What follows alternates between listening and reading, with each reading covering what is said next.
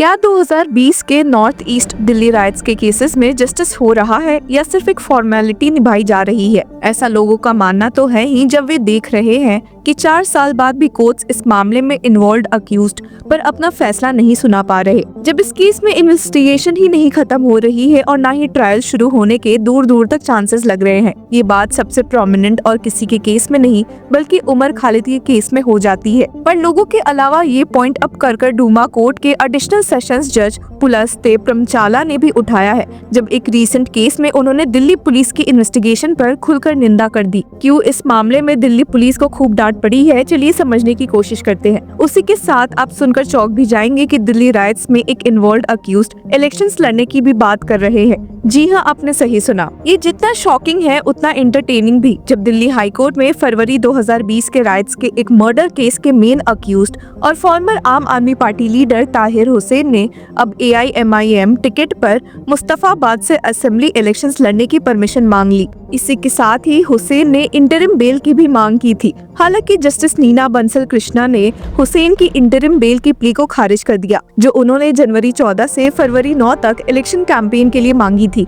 Court ने कहा कि हुसैन के खिलाफ लगाए गए आरोपों की गंभीरता को नजरअंदाज नहीं किया जा सकता, जो उन्हें दंगों का मुख्य आरोपी और कई लोगों की मौत का जिम्मेदार बताते हैं। अब आप ऐसे सुनकर चौंक भी जाएंगे कि इंटरिम बेल कैंसिल करने के बावजूद जस्टिस नीना बंसल ने फॉर्मर आम आदमी पार्टी काउंसलर ताहिर हुसैन को कस्टडी पैरोल दी, ताकि वो मुस्तफाबाद कॉन्स्टिट्यूएंसी से AIMIM टिकट पर अपना नॉमिनेशन फाइल कर सके। और ट्विस्ट इस केस में और भी आया जब दिल्ली पुलिस की ओर से मौजूद होते हुए additional solicitor general Chetan Sharma ने कोर्ट में कहा कि ताहिर हुसैन पर एक इंटेलिजेंस ब्यूरो स्टाफर के मर्डर का सीरियस चार्ज है और ट्रायल अपने क्रूशियल स्टेज पर है, एंड दैट हम नॉमिनेशन, स्क्रूटनी और बैंक अकाउंट खुलवाने तक के सभी काम फैसिलिटेट करेंगे, पर इलेक्शन के लिए बेल देना जरूरी नहीं है। तो कई लोगों के मन में सवाल खड़े हो गए हैं कि भला जिसे बेल नहीं दिया जा सकता है, सीरियस क्राइम्स का हवाला देते हुए उसे इलेक्शन लड़ने की छूट कैसे मिली है? ये सवाल तो आपके मन में भी आएगा, पर इसका जवाब शायद कुछ दिनों में मिल जाए। पर चलिए एक नजर उस केस में डाल लेते हैं जहां जज ने दिल्ली पुलिस के वर्किंग पर उन्हें फटकार लगाई है।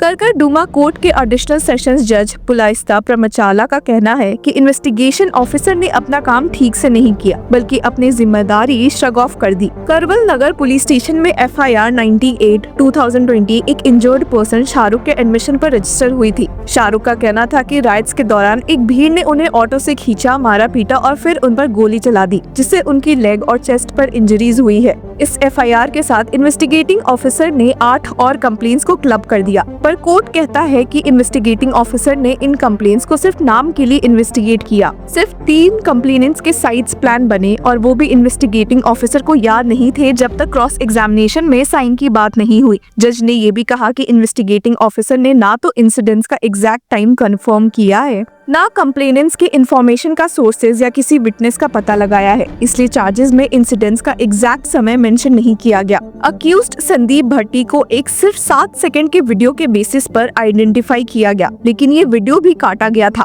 इन्वेस्टिगेटिंग ऑफिसर ने वीडियो के सिर्फ वो पार्ट रखे जो उन्हें सूट करे और वो पोर्शन हटा दिया जिसमें भट्टी लोगों को मारने से रोक रहे थे। जज का कहना था कि ये मैनिपुलेटेड वीडियो काफी नहीं है किसी को गिल्टी साबित करने के लिए। एविडेंस के नाम पर बस कंप्लेनेंट्स की स्टेटमेंट्स थी और कुछ नहीं, जिसके बाद जज ने कुछ स्ट्रिक्ट एक्शंस उठाए हैं। कोर्ट ने संदीप भट्टी को एक्विट कर दिया। जज ने कमिश्नर ऑफ पुलिस को इन्वेस्टिगेटिंग ऑफिसर के कंडक्ट का रिव्यू करने और सूटेबल एक्शन लेने के लिए बोला। जज ने कहा कि 6 कंप्लेंट्स के अलग अलग केसेस बनाए जाएं और इनका प्रॉपर इन्वेस्टिगेशन हो। जज ने क्लियरली बोला कि ये एक ऐसे इन्वेस्टिगेशन का केस है जो सिर्फ नाम का था, जस्टिस का नहीं। अगर पुलिस खुद इनकम्प्लीट और मैनिपुलेटेड एविडेंस पर काम करेगी तो विक्टिम्स को कब और कैसे न्याय मिलेगा? आपका क्या मानना है? क्या ऐसे इन्वेस्टिगेशन से सिस्टम पर सवाल उठना चाहिए या ये एक आम बात बन गई है? अब जहां ये सब सवाल उठे हैं, वहीं दिल्ली हाईकोर्ट में हुसैन के केस ने अलग तहलका मचाया हुआ है। उस केस में कोर्ट ने ये क्लैरिफाई भी किया था कि सिर्फ एक फॉर्मर म्यूनिसिपल काउंसलर होने की वजह से हुसैन को इंटरिम बेल का अधिकार नहीं मिलता है।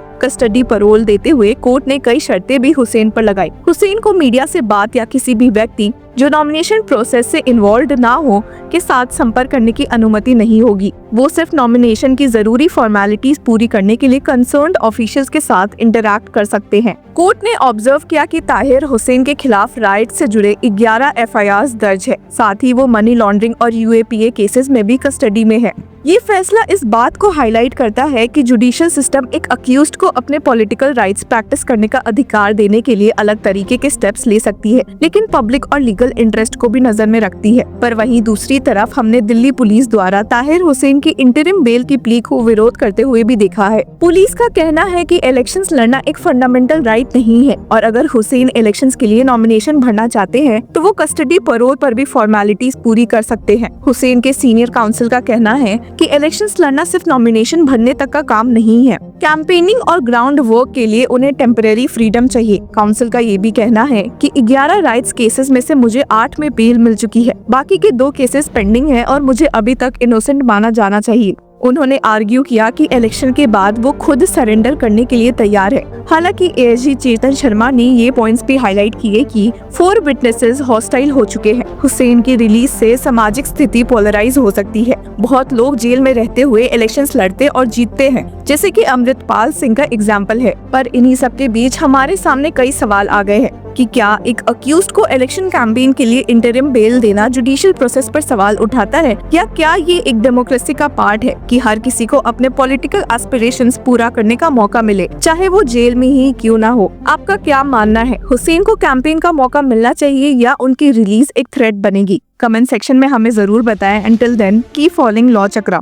Hello law lovers and justice seekers, welcome to law Chakra. हम आपके लिए लेकर आए हैं कुछ बहुत ही exclusive. Introducing law Chakra prime membership, जो आपको देगा exclusive access like never before. चाहते हो कि सबसे पहले आपको मिले latest legal updates? Law Chakra prime के साथ आपको मिलेगा early access to exclusive content, critical case analysis, courtroom battle का ब्रेकडाउन, वो भी बाकी व्यूअर्स से पहले। मोर अपडेट्स, मोर एनालिसिस, यानी कि फुल इनसाइडर एक्सेस, वो भी बस घर बैठे। यही नहीं, प्राइम मेंबर को मिलेगा access to exclusive interview session with renowned जजेस, लीगल एक्सपर्ट्स एंड लॉयर्स। ऐसे इनसाइट्स जो आपको कहीं और नहीं मिले।